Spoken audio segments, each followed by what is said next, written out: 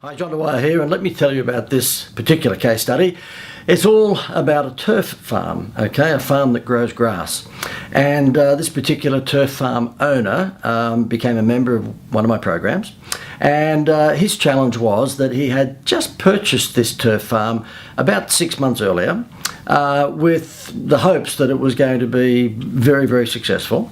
As it turned out, there was a downturn in the building industry around about a month or two after he had purchased the turf farm.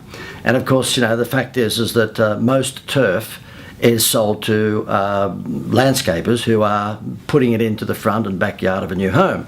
So of course, if there's a home downturn in terms of building homes in the area that he was in, then of course it stands to reason it was going to be more competitive for all the turf farms to chase a smaller market. And so he said to me, look, I really need to do something to get the attention of these landscapers, because the majority of his business was through landscapers who dealt, very closely with builders. And I'd found out from him that it was no use marketing to mum and dads, because the amount of people who purchased turf to do their front lawn or backyard by themselves was minimal compared to the volume that landscapers did, and that stands to reason. And so anyway, I said to him, look, let me think about it. And I came back to him and I said, look, I think I've got the solution. And he had been seeing a lot of my advertisements on TV. This happened to be on the Gold Coast. It was a turf farm that was in the Tamborine Mountain area. And he'd been seeing a lot of my TV commercials for the Greater Building Society, where it was on TV saying, get a home loan and get a free holiday. He said, if only I could do something like that to, sort of excite the landscapers. I said, you can. And he said, no, I couldn't afford to give them a free holiday when they buy some turf for a home's front yard or backyard. I said, no, you don't need to give them a holiday. It's all about message to market match. All you need to do is give them this. Okay, this happens to be, if you're here in Australia, you'd be very familiar, but this is a premium beer. And if you're overseas, this is the premium beer in Australia, Crown Lager, okay? And I said to him, look, landscapers, being blue singlet workers, traditionally would drink the normal regular beer. And in Australia, that would be 4X, or it might be Tooheys, or it might be Foster's, okay? I said they would love to drink the premium beer. It's just something that's not on their shopping list most of the time. So why don't we take the landscapers' eyes off the price and onto the bonus? In other words, this became the Happy Meal toy for landscapers. And how it worked was this, because he said to me, look, the problem is that in a shrinking market, it was just one of those things where he had to price discount all the time. The landscapers knew that they had the power, and they would say to him, look, how much for a square metre of grass? And he might say, for argument's sake, don't quote me, but it might be something, say $5. And they say, oh, we can get it down the road from another turf farm for $4.70. And so he'd say, oh, $4.50, and then someone else would give them a price of $4.30, and he'd have to come down to $4.10, and you know what the end result of that was. So I said to him, no, hold your price, and just create a Happy Meal toy that would get the attention of the landscapers. So what we did, you'll see on this page below the video here, the artwork, and we make sure that in these case studies the artwork's clickable so you can actually enlarge it and have a look at it.